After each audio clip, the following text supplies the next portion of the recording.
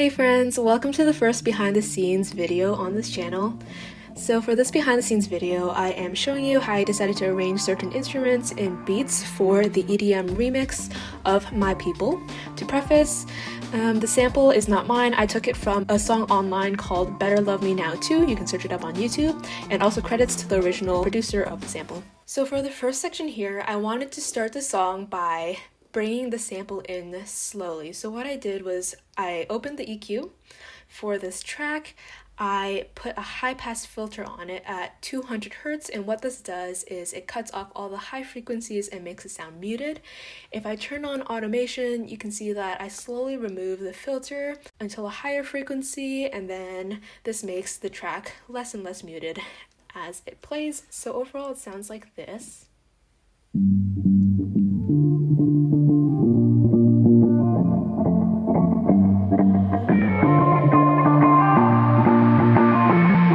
Leading to the next section, I decided to use a very soft build-up, so I used Hung Up Wind FX, which is a build-up that came with Logic Pro, which is very handy, and I transitioned it to the next section using a Boomer FX, so it just sounds like this.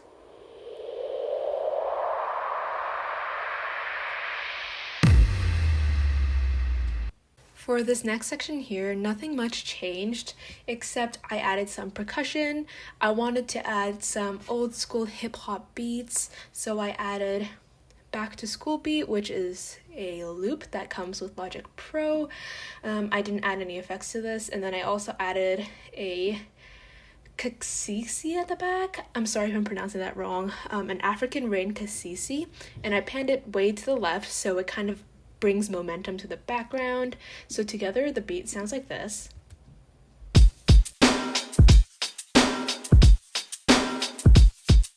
For the transition to the next section, I decided to use a stop right before the beat drops because I'm just into those kind of drops. What I did was I brought the high pass filter all the way down again, so it kind of sounds like the sample's being sucked into a vacuum.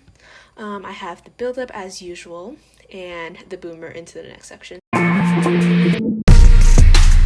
For the next section, I wanted to go for some trap beats. So what I did was I took a loop from the Logic Pro Live Loops.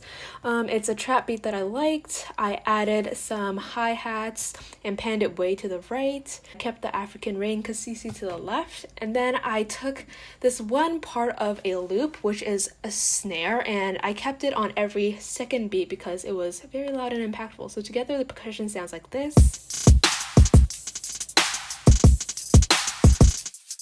So for the instrument part, first thing I did was I got rid of the sample, and instead of the sample, I transferred the melody onto some synths, and I used this with just the keyboard on Logic Pro. So I chose to use the 70s analog lead synth, as well as an analog stack synth. And what I did was I played the melody and I got rid of some notes in between, so it sounds different, but it's still the same melody.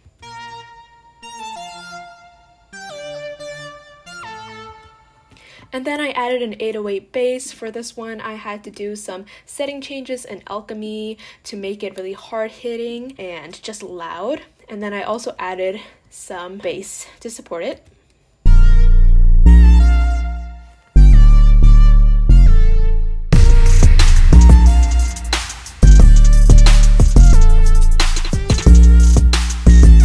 For the build-up part to the main drop of the song, I brought back the sample. Here's a sample, and I just did the same thing as I did in the intro. I brought the high pass filter on it again, and I slowly increased it. At the same time, I brought in this snare buildup from the loop library, and I did the same thing with the volume as well with its EQ. I also went from low to high, so it slowly builds in as we get nearer to the drop. And that's basically it, so let's hear it.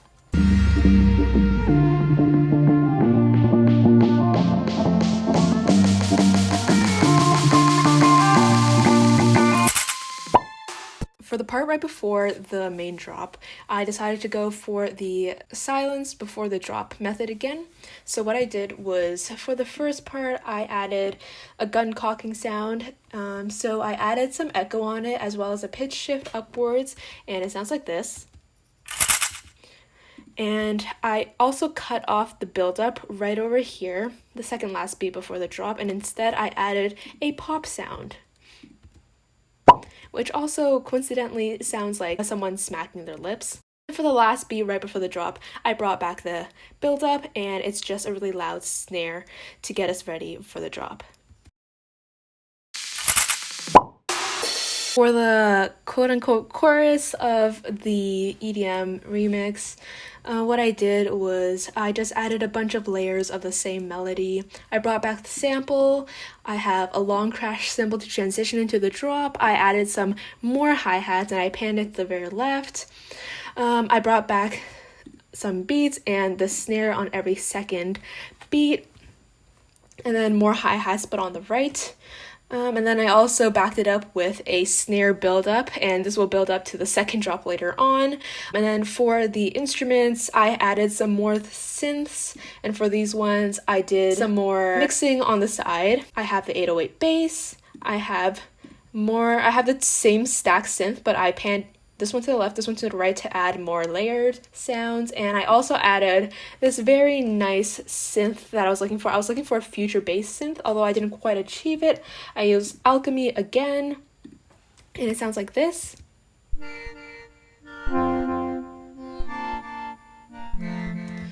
And that just basically pushes the melody forward, but at the back, we barely notice it. So together it sounds like this.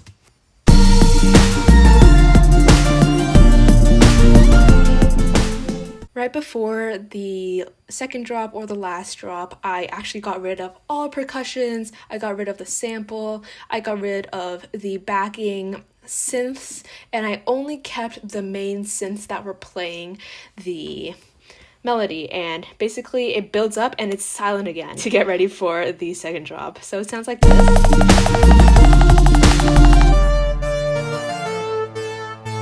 Alright, so last drop. This is my favorite section that I've done because I've had so much fun doing it. So for the percussion, most of it stayed the same. I kept the long crash cymbal to transition into the drop. I added back the cassisi, kept the hi-hat, and for the instrumental part, I added an arpeggiator, and it's a bell arpeggiator, and it sounds amazing. It's at a higher pitch and it's very echoey, and it sounds like this. And this contrasts the lower melodies that I played for these few synths and arpeggiators. So for these two, they're at a lower octave. The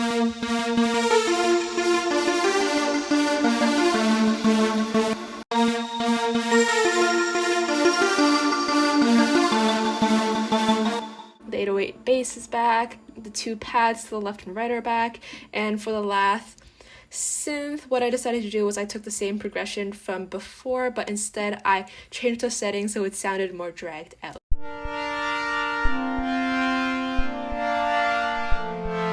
Lastly, one of my favorite parts was I added some sound effects at the end. First, I added this very playful sound effect to the very right. Lastly, I added this sound effect to the left, which sounds like a voice squeaking really high. I definitely think I can improve the sound effects there, but at that point I was pretty satisfied with what I had, so that's the drop. And finally, to end it all off, I just brought back the sample again, and I did the opposite of what I did at the beginning. I went from high settings to low settings for the high pass filter, so it slowly mutes itself out. Alright friends, so that brings us to the end of this behind the scenes video.